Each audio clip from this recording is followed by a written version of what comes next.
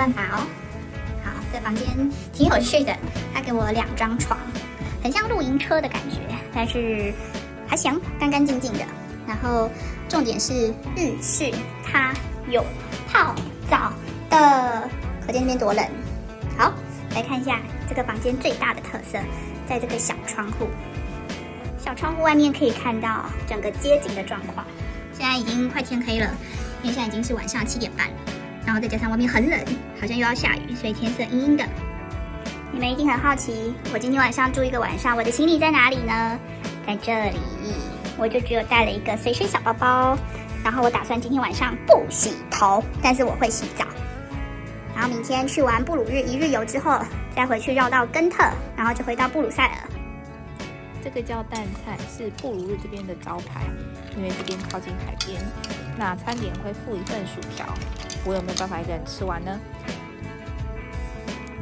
我大概吃了300克吧，完食是好吃的哦。现在时间晚上9点35分，我刚刚吃完了晚餐，蛋菜加薯条。比利时的薯条真的很好吃，就是任何地方的薯条都很好吃，连那个肯德基的都很不错。然后蛋菜，还蛮特别的，很像蛤蜊加鹅啊煮出来的感觉，然后小小的壳。好，这就是布鲁日晚上的广场，是不是很漂亮啊？这是我白天经过的地方，是不是看起来晚上就不一样啊？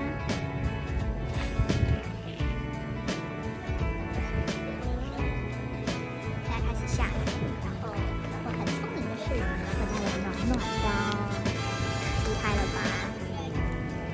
听说布鲁日这个城市是比利时最早发展观光的城市，然后他们就保留了很多1920几年还是1930几年的建筑，直到现在。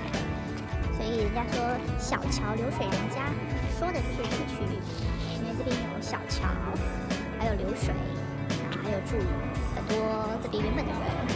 我说这个城市很像被按了一个暂停键，就是一切的建筑跟设计都保留原始的风味。